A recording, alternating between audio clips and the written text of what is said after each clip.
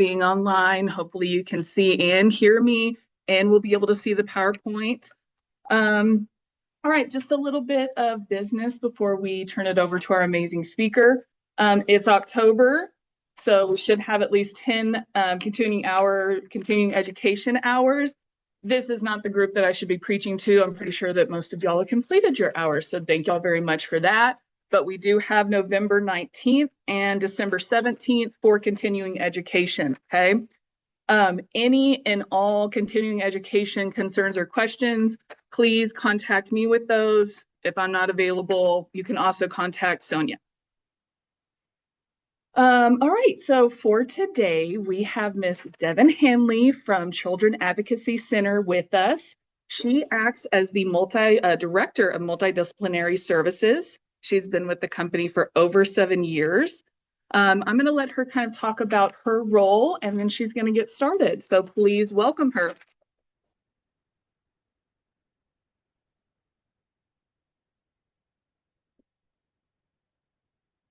All right, thank you guys. I think you may be the first group that I've spoken to that I don't have to tell you that I'm not CASA.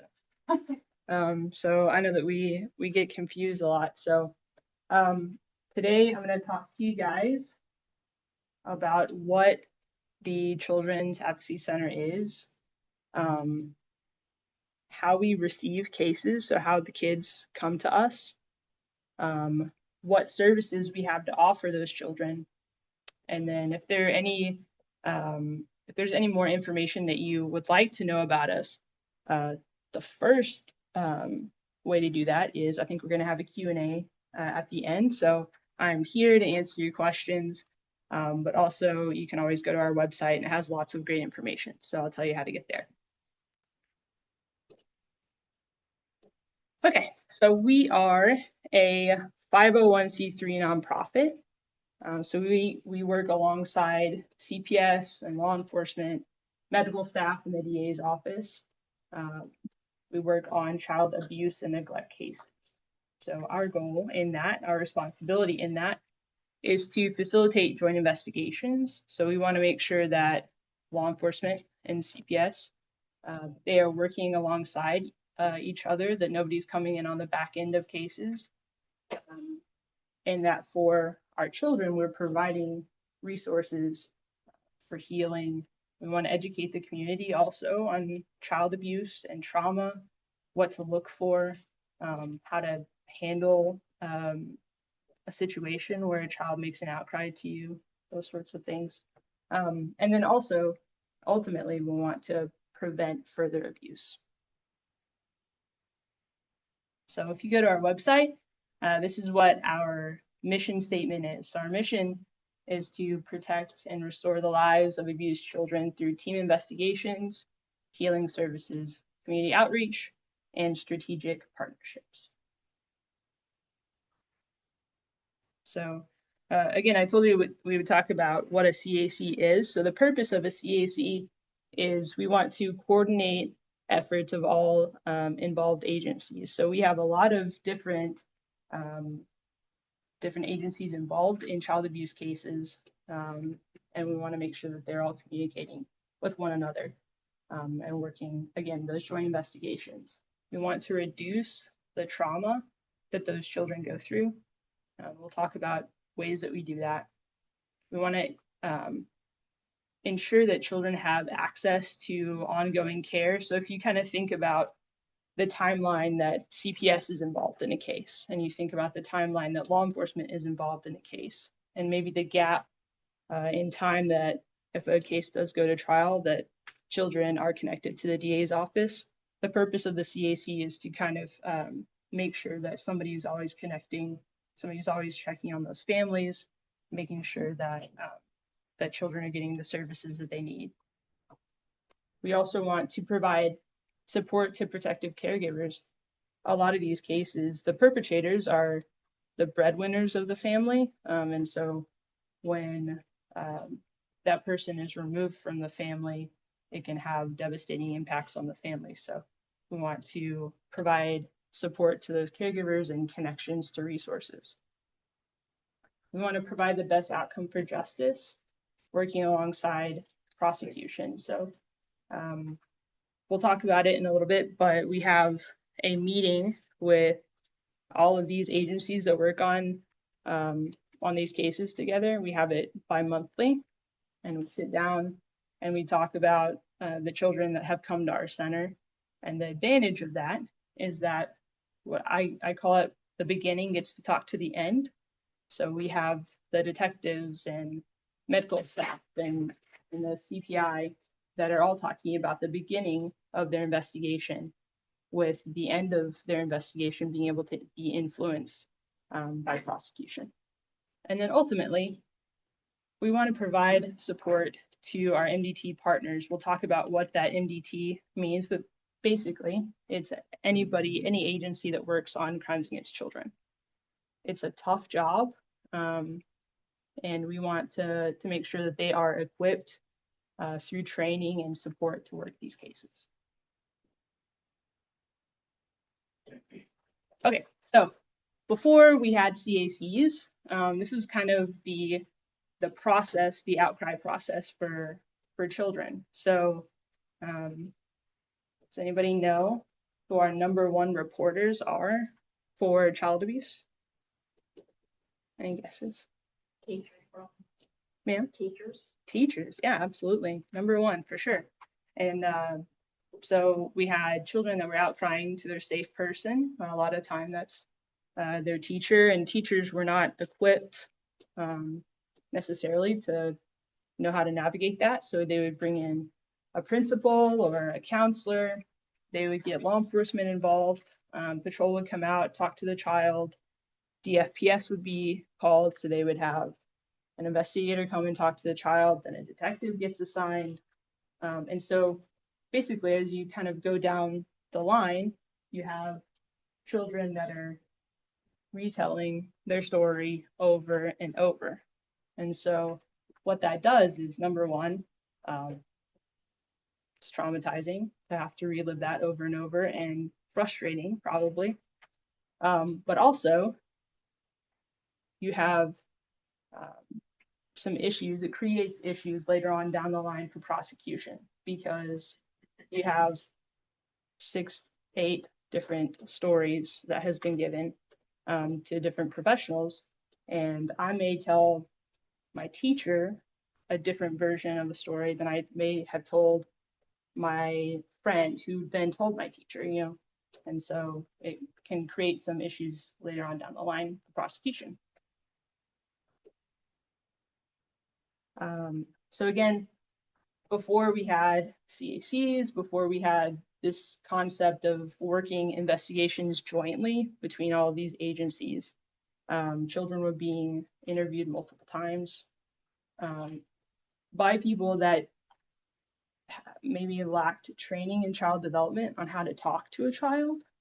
We had inappropriate interview environments. So maybe they're being talked to in the back of a patrol car or in a principal's office because, that's where the child was taken. And then again, it created credibility issues for prosecution, because you have all these different stories, all these different times that a child has been interviewed. As far as the relationships between the agencies that works these child abuse cases, so law enforcement, CPS, the DA's office, medical staff, everybody has a different responsibility working those cases.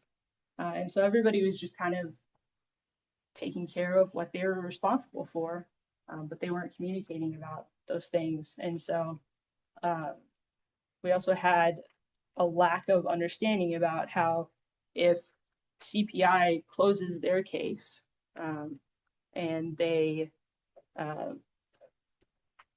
let's say, rule it out. Is everybody familiar with CPS dispositions? Kind of, sort of, no? Okay, so rule out, they have, without getting into the weeds too much, they have something called a RTB. Living in the CPS, CPI world, you may hear those things. So RTB is like their highest accusation, I guess. RTB is reason to believe. And so in CPS lingo, that means we think you did it. Whatever the allegation is, if you hear RTB, reason to believe, that means we have reason to believe that you did this thing that you're alleged to have done. And then you have a rule out, which means we did not find any evidence or hear any outcries of confirming the allegation. So if you have a rule out from CPS, but you have a criminal case going to trial, so it can create some discrepancies and some things for the defense to pick apart. You know, if CPS said it didn't happen, but law enforcement is saying that it did. So we just had a lack of understanding of the impact of individual agencies on each other's decisions. And then we didn't have anybody to educate the jury on grooming or why a child maybe didn't disclose for 2 years until they were away from the perpetrator and that sort of thing. Okay, so enter this guy. Has anybody seen this guy before? No, okay. So he is our, and I'm probably going to pronounce this wrong, David Soka. Is that the judge? Yes. Yeah. Is that right? I think that's correct. Okay. So You can tell how well we so this is our Judge David Soka. This is District Attorney, was District Attorney Robert Bud Kramer. So he was a district attorney in Huntsville, Alabama in 1985. And so he was prosecuting kid cases. And what he noticed when they would reach him, because what we know is that for a criminal case, it can take 2 years sometimes, maybe more, for it to reach prosecution. So what he realized was that nobody had their eyes on these children, that they didn't have access to a lot of them, you know, if they didn't have the means to therapy, there was no connection to these children during that time that they had to wait for prosecution. I think he tells a story about how there were 2 brothers that were involved. They had the same perpetrator and they didn't know. So when it came time for prosecution, that was something that they hadn't addressed in the 2 years that it took to go to trial. And so he got to thinking, okay, we've got to kind of be able to do this better. There's an instance in one of his cases where a little girl was frustrated because she had told her teacher, her counselor, her, you know, law enforcement, CPS, she'd already told her story, and she had the DA's office asking her to tell it again, and she said, can't all of you grown-ups just get in the same room and talk about this, you know? And so what Mr. Kramer came up with was the idea of the multidisciplinary team. So there can be all different types of multidisciplinary teams, but for us, what that means is our MDT is comprised of the CAC, medical, DFPS, law enforcement, and the DA's office. So these are, for us, the main players in crimes against children. And what we work to do is work on cases together and collaborate and discuss best outcomes for children and for our cases. So that was, again, Mr. Kramer came up with this concept in 1985. By 1999, that was brought to Texas. So the first CAC in the state of Texas, I feel like maybe I'm getting ahead of myself, but you'll be able to cheat a little bit and know the answer. First CAC in the state of Texas was in Amarillo, so the bridge. Okay, so again, a multidisciplinary team in Smith County for us is made up of DFPS, law enforcement, the district attorney's office, medical staff, and the CAC. So we work with all local, state, and federal law enforcement. Okay, so the purpose of the MDT model is, again, to coordinate all of those efforts, to reduce the trauma of childhood victims, to ensure that they have access to ongoing care, to provide support for protective caregivers, provide support for our MDT partners, and then provide the best outcome for justice with effective prosecution.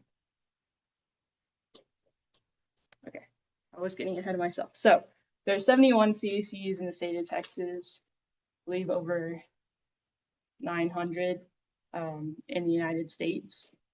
And for Texas, 98.5% of Texans are served or live in a county that's served by a CAC. Okay, so a little bit about our history. If you can't tell, I really like history. I think it's important to know where you came from and the shoulders that you stand on. So for us, we started off as a program of the East Texas Crisis Center in 1996, and then became an independent, nationally accredited entity in 1998. So I'm pretty fond of this. This is our old building right down the street. Not our building anymore, but this is where our multidisciplinary team would meet. So we would sit in this tiny room and talk about our kiddos and kind of where we're at with the cases and troubleshoot together. So then in May of 2023, we acquired the old Cox Communications building, if you're familiar with Tyler. So it's a 5-story building on the loop that has allowed us to expand our staff and our services exponentially. So we'll go into kind of what that means for us. This is just some boring stuff, unless you like legislation and rules and stuff like I do. But there are a few things that govern our MDT that allows us to exchange information. So for the CAC, we are codified into the Texas Family Code. So we're in chapter 264, if you need some light reading.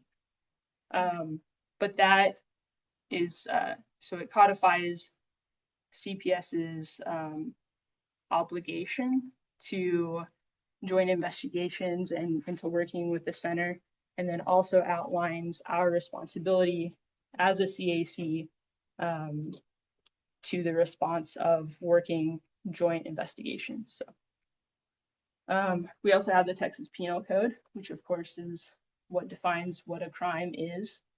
And then we have this interagency agreement that allows us to exchange information with each other and outlines our responsibility to each other and to our children.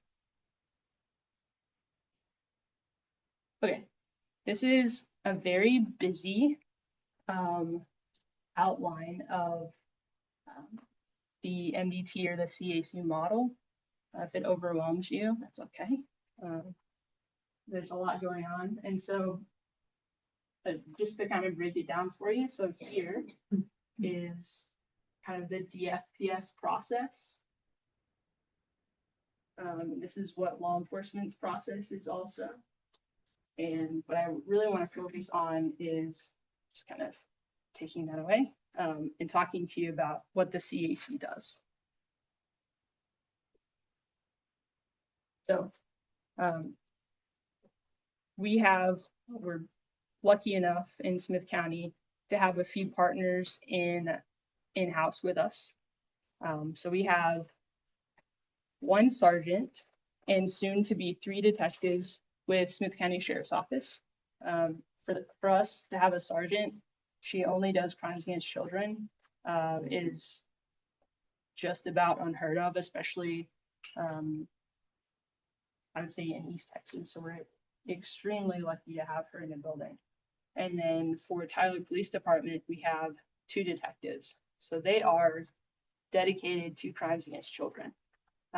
Again, we work with all local, state, and federal law enforcement. So they're not all housed with us, but Tyler Police Department and Smith County Sheriff's Office get the bulk of our kid cases. We also have a special investigator with the FPS. So they get all the bad stuff, right? So they get all of the child deaths, serious injury. They also get like the high media cases. So it's incredible to have these partners in the building with us. What that looks like practically is I just run down the hall whenever I get a phone call. I can say, hey guys, this is what's coming in. I feel like maybe this is a safe crowd to tell this to. Does anybody remember the show Early Edition? Okay, well, the premise is that this guy gets tomorrow's newspaper today. And so if I'm ever trying to explain my job, I'm the early edition guy. So I get CPS reports, so they go to CPI, but they also come directly to me. And so what I get to do is if law enforcement is needed, literally I print off something and I run down the hallway and say, hey, this is coming your way. What's our response to it gonna be? So pretty cool. We also have client services and MDT coordination. So I'll brag on client services in a little bit and tell you about the awesome work that they do. So I work in the MDT coordination department. To put it simply, what I do is I get the kids to the center. So I work primarily with CPS and law enforcement and have lots of conversations about the cases that they're getting, so the cases that are coming into them, and when it's appropriate, getting them to the center for services. We also have medical staff in our building, which is huge. So we have a nurse practitioner, and we also have an RN. So we can do medical exams at the center. And we'll talk a little bit about the specifics of that also. And then we have therapists, and then we have community educators. So the idea of CACs in general is that you want all of those resources that you could need under one roof. Because one of the things that we know about those close relationships is, number one, proximity is how you build relationships, right? You know, build relationships with people that you don't see. And so it's a really organic way to build those relationships, build that trust, so that when I call Detective Holcomb and say, hey, I have a case that I need you there for, he's not going to ask me 10,000 questions to justify if he needs to be there or not. He's going to trust me that I need him there. Okay, so let's talk about specific CAC services. Before I move on to that, does anybody have any questions about what we've talked about so far? Yeah, there was one in the chat. So maybe just in your words, we kind of have an answer as well. But in your words, does CAB work with CASA? Okay, so that is a great question. So I'll tell you the answer as I understand it. So there are some CACs. So going back to that MOU that I was talking about, the Memorandum of Understanding. So that outlines who our partners are and who we can share information to. So it's kind of like a party list, right? Like if you're on the list, you know, you're good to go. So there are some CACs, it's my understanding that they do have an MOU with CASA. For Smith County, we do not. So that means that we can't share any information with CASA, but that doesn't mean that our partners can't. Yeah, so the overlap doesn't necessarily occur between PEC and CASA, but the other partners like CPI. Correct. Yes. So, okay, thank you. Yeah, great question. Yes, sir. It's not clear to me how a CAC becomes engaged in the first. Yeah. What does a typical notification of event look like? Okay. Let's use your example of a teacher. She calls who and who calls you? Okay. Yeah. Great. So a teacher nowadays is trained to, they're mandated reporters, so they're going to call. Most of the time, it's going to be DFPS, so they're going to call that hotline. So once they call the hotline, that is how I get involved. So that generates an intake. For me, it just looks like an email. And so that intake is going to go to an investigator, so CPI, but it's also going to come to me. So cases are referred to the center by really one of three ways.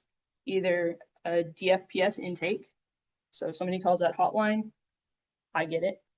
And if you want to know the history on that, prior to 2014, the only way that CACs got involved in cases was we sat there and kind of twiddled our thumbs and hoped that CPS or law enforcement called us because we had no idea what cases were coming into them. After 2014, somebody from DFPS got this idea that all CACs in the state of Texas should receive those intakes. And so now we know what cases are coming in, and we assess those for our criteria, which we'll go over in a little bit. And if it meets our criteria for our services, which are for children coming to the center, it would be a forensic interview, a medical exam, or therapy services. If it meets the criteria for those, CPS is obligated per their policy to contact the CAC before ever making contact with that child. So the advantage of that is I know which investigator to talk to. And if there's a criminal element to that case, then literally I'm printing off that email, running down the hall or contacting a detective and saying, hey, I got a call about a sexual abuse case. Here are the details. CPI is heading out to the school right now to make contact with the child. We're going to try to do a forensic interview. We'll get into what exactly that means. So to answer your question, either somebody called the DFPS hotline and it comes to me, or a crime occurred, law enforcement gets involved, and those cases are generally going to be assigned to one of our detectives.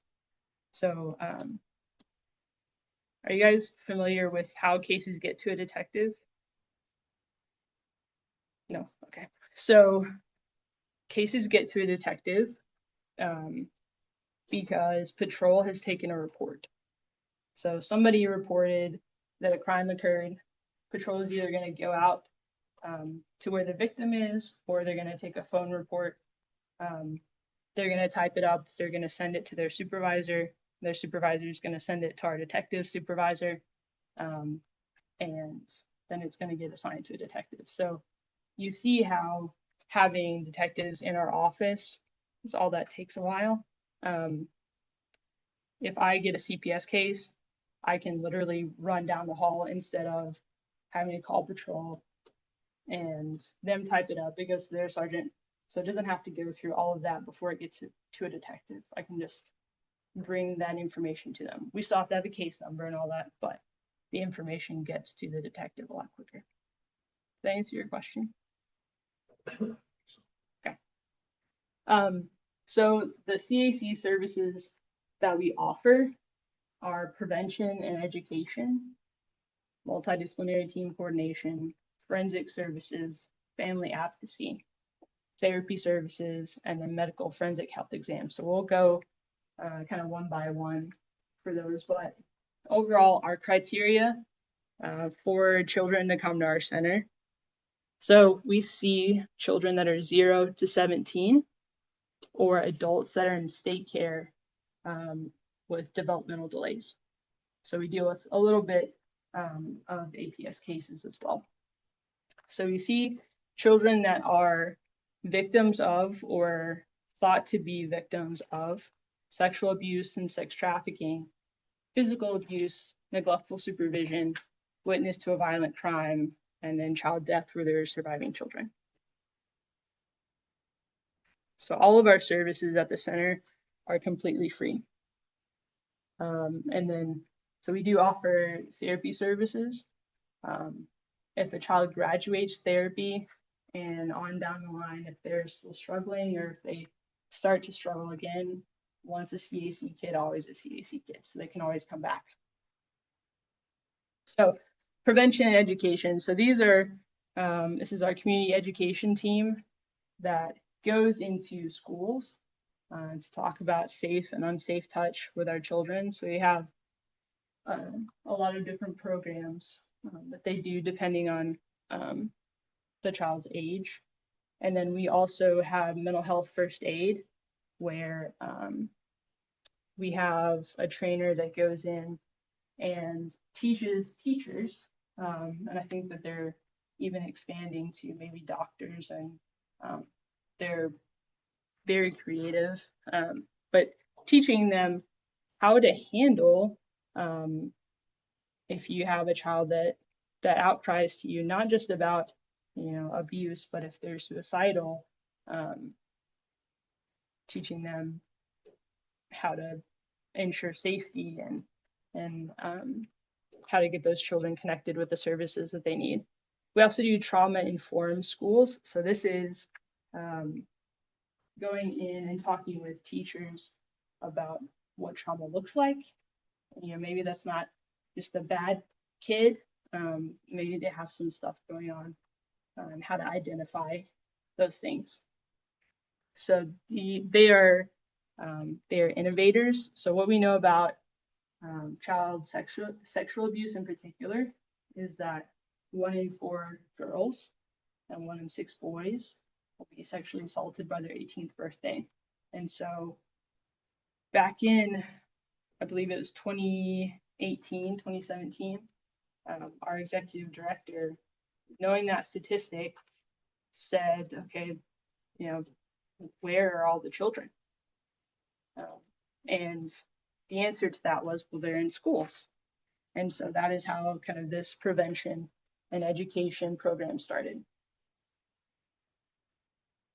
So we have multidisciplinary team coordination, which I'm rather fond of. So we do all of the orientation, the onboarding for our new partners. So new CPI, medical staff, law enforcement, the DA's office, new CAC staff, because what we know is their responsibility is a lot. It takes a while to develop those skills that they need just for their job. It takes a really long time to learn how it all works together and learn how to kind of work together in that. And so we want to make sure that they have a firm understanding of our responsibility to each other and to make sure that they are supported. We also facilitate case review meetings. So that's that meeting that we have bi-monthly where we sit down and we talk about all of the children that have come to the center. And if there are any hiccups in those cases, if there are any issues that we need to work through, that's the time that we do that. We also sit down and have breakfast together, which is, I think there's something really special about just slowing down together, talking about our kids, and spending some time building those relationships too. And then we also schedule forensic interviews. I think, yeah. Okay, so what the heck is a forensic interview? So whenever a CPI and law enforcement are involved in a case, a child has to be interviewed. And what we want out of that is for the child to only be interviewed one time.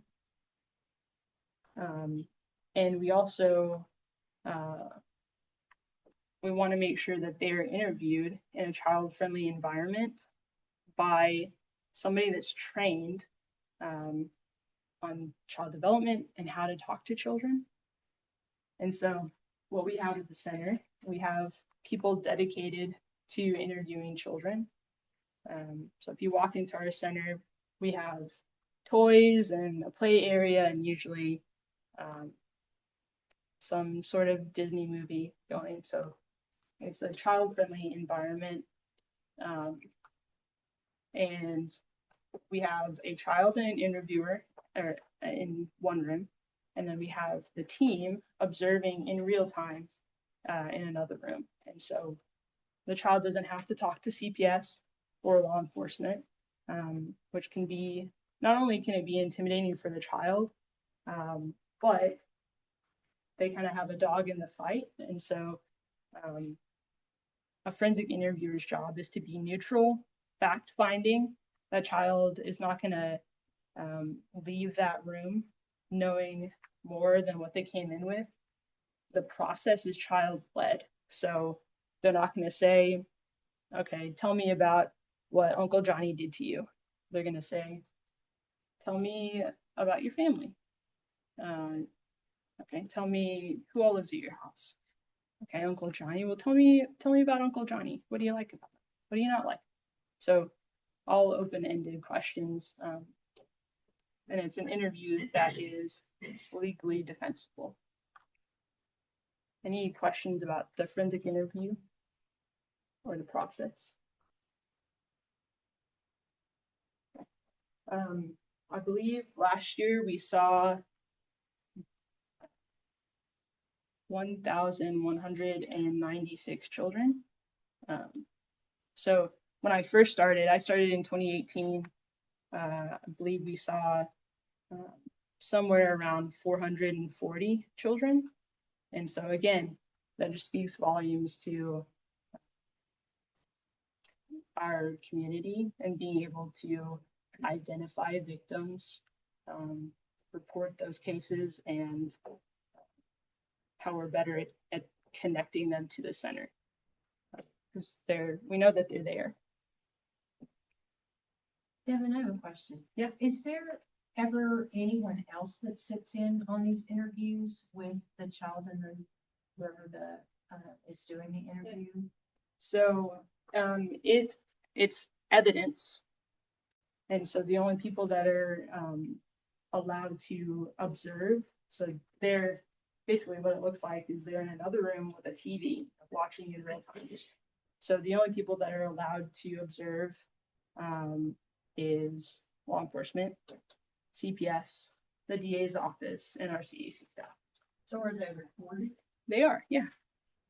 And unfortunately, so some states you can play that interview in court in place of a child's testimony. So a big difference here in the state of Texas is you have the right to face your accuser.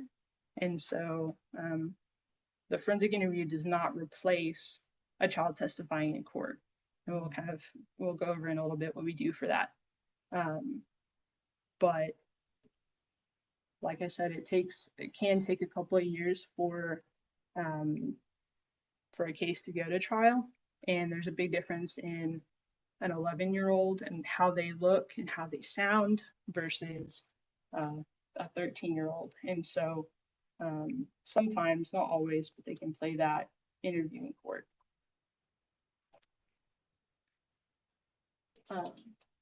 So we have family advocates.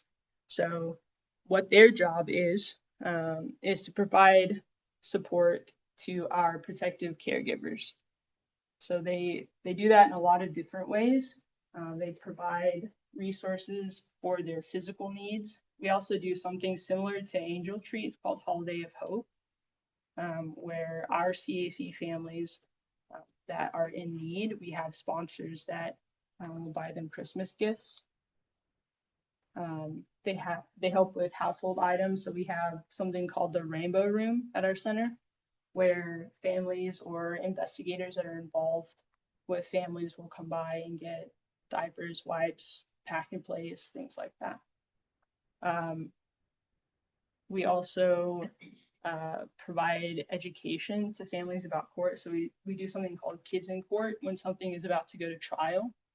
I should have brought it with me, but it's like a, not like a dollhouse, but a courtroom version.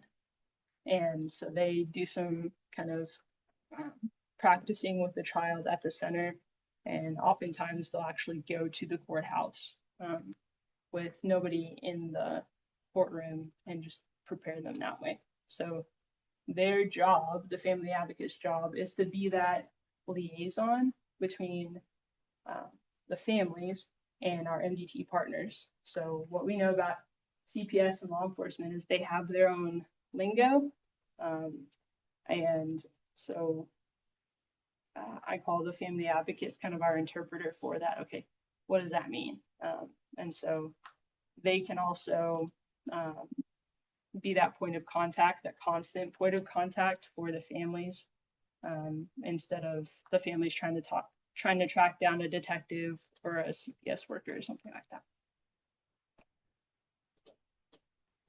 So we have therapy services at the center as well. Am I doing on time? You're doing Okay. about 20, 30 minutes. Okay, great. So we have therapy services as well.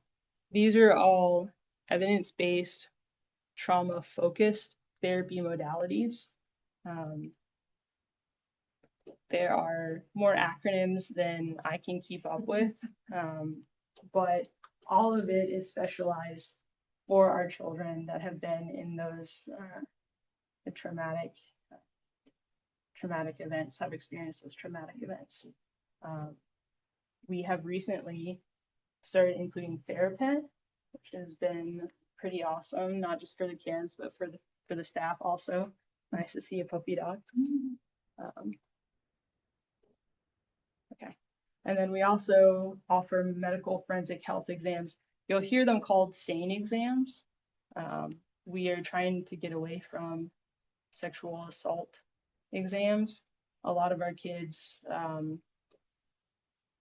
we had a patrol officer that was talking to a child, a teenager, and said, hey, you're going to go to the hospital to get a sexual assault exam.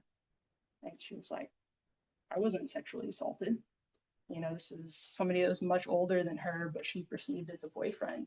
And so we call them medical forensic health exams because it's comprehensive. You're not just trying to get DNA, you're looking at that child's overall well-being. So we also do physical abuse exams. So we have a nurse practitioner on staff that looks at our kids from head to toe. CPI is not, my understanding is they're not allowed to take off undergarments, but our nurse practitioner can. And I know that that's a difficult thing to talk about or to hear, but a lot of times our kids have injuries that we never would have known about if we didn't have a nurse that could look at our kiddos.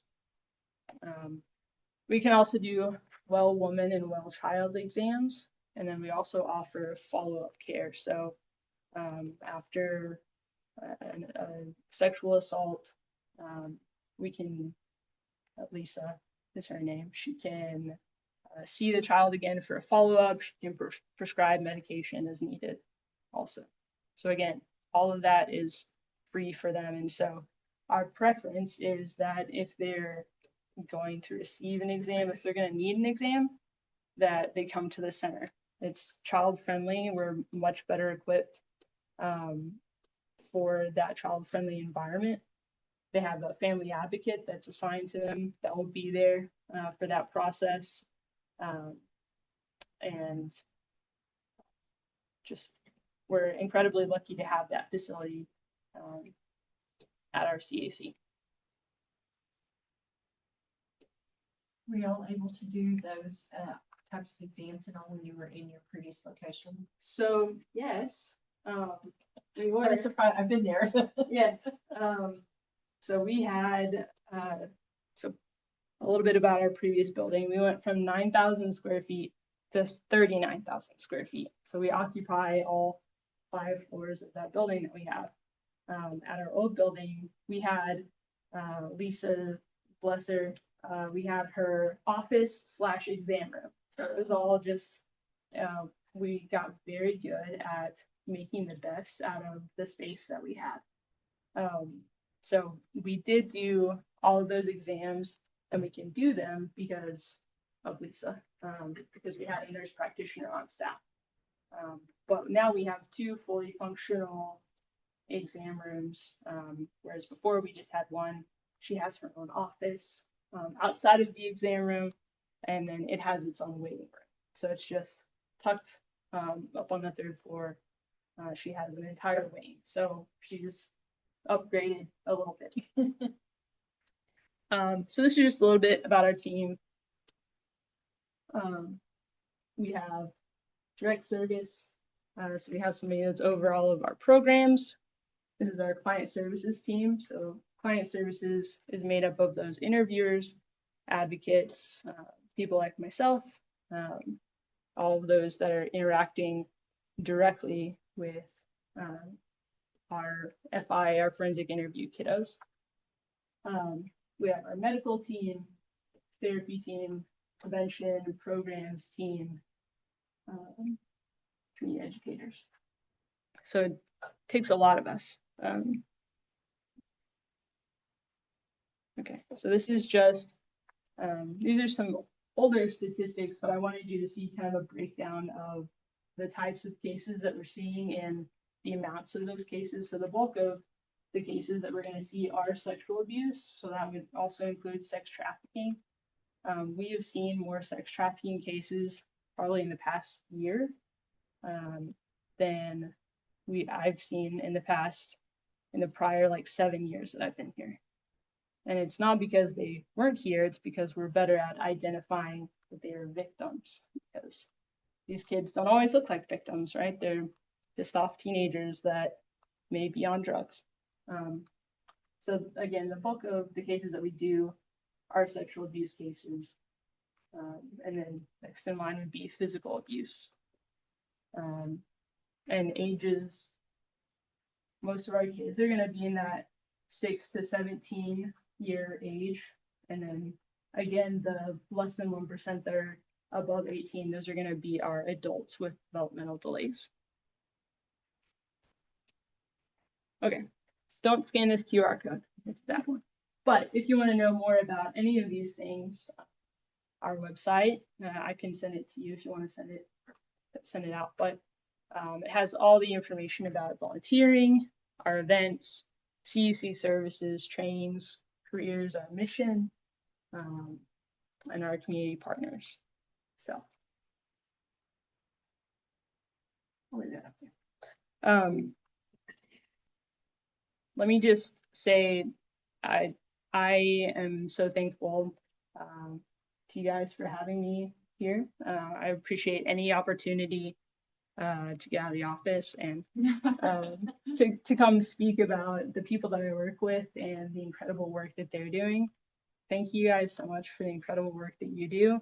I work behind the scenes in an office, on the phone and on the computer a lot. So my gift is not being directly with children. I am a great support. So I have the utmost respect for anybody that is in the fire, in the crisis with them. So I would, yeah.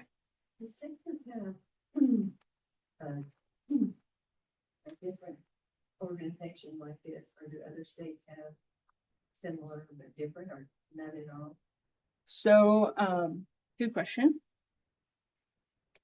There is a national agency called NCA. It's National Children's Alliance.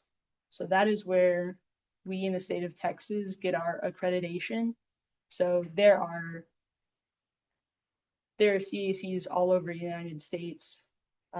Some of them may not be accredited, but all of them, if they are accredited, would go through the NCA. Good question. I have a few questions from chat. So CAC, or your organization, is Smith County only? Correct? Are you aware of any of the CACs, like maybe in Van Zandt County or Wood County, if they have an MOU with any of the CASAs? I'm not sure, Okay. but the best way to find out should be call the CAC Okay. and ask. There should Van be. Zandt County, the answer is no. Okay. And then Multnomah County is yes. another question, how often or is it common that parents come to y'all with children or with their children? So every time they do, I think it's a miracle.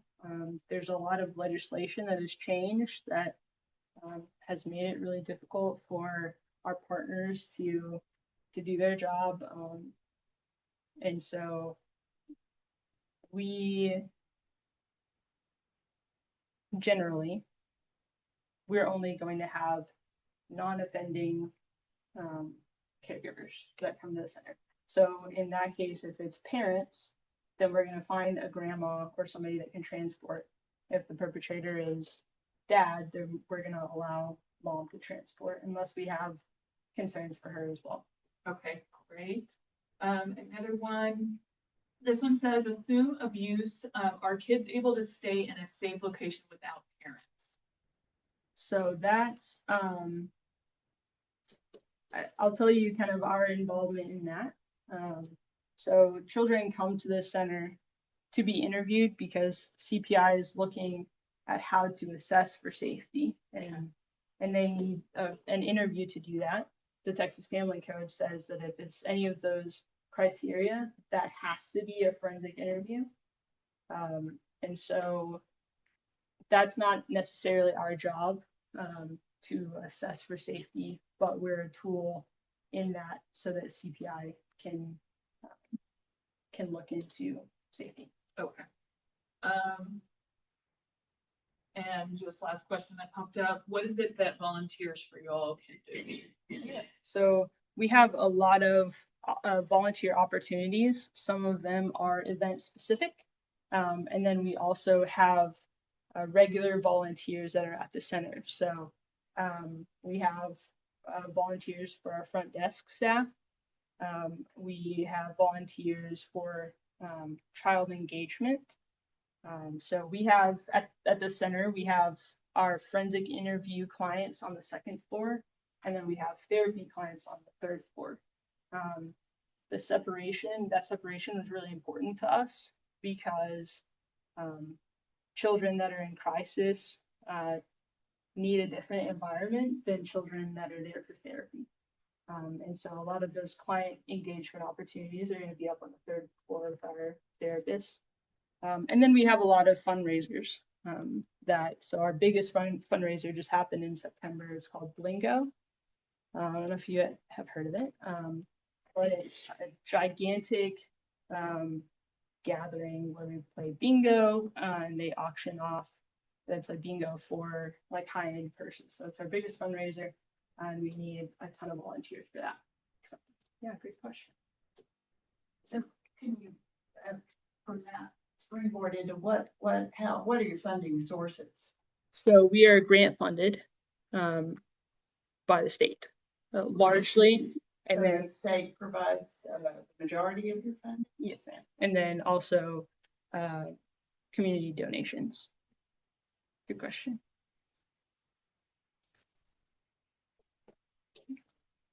Any other questions? Quick question, is the establishment of your organization a product of the changes within the State Department where CPS, DFPS is outsourcing so much of their own operation? Mm. I mean, are you doing investigations for them or also in conjunction? So yeah, that's a really great and complicated question. So we do investigations, or we assist in investigations when a case is Okay, getting into the weeds here, and I love it. So when a case is assigned to a worker, a CPS worker, a CPI, it is either an invest case, which is a traditional investigation, or it's an alternative response. You guys familiar with? Yeah, some of you. Okay. So alternative response is, this is my understanding, is this a more like social work oriented approach. So instead of the investigator going up to the school without the parents' knowledge to assess for safety, telling them, hey, I need you to be at the CAC for a forensic interview and I'll discuss it further. So instead of kind of that investigation route, they sit down with the parents and with the children and talk about the allegations all together and how they're going to move forward. So those cases are actually open, I believe it's 45 or 60 days, whereas a traditional investigation case is only 30 days. So we are involved in desk cases, those traditional investigations cases, and not alternative response. So we're also not involved in like the 4Kids cases or anything like that. So it's only active new investigations. Great. Anyone else? Questions, comments, concerns? Okay. All right. Thank you so much. Yeah, Devin, thank you guys. for being here and sharing all of that information with us. Someone in the chat kind of brought up like, if tech doesn't really do anything with us, so why is she here? Well, we just thought that there was some general confusion and this kind of helped us and hopefully helped y'all a little. Before I release y'all, Miss Alicia, our office manager, just has an announcement on it. Yeah, I just want to let you know with the Christmas holiday season starting to happen, we'll have a lot of new donated items in our children's room. So please make sure y'all check that out.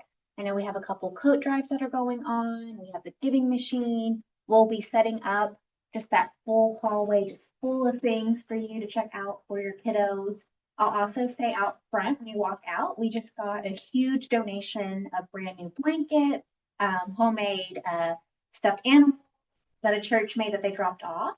I brought a couple out so you can see them. If y'all want to check them out, you can too as you walk out the door. But yeah, thank you guys so much. Thanks. Thank you. Thank you everyone online. Thank you everyone in person.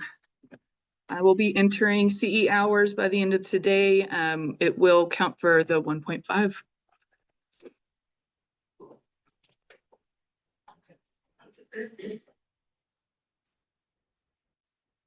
Yeah.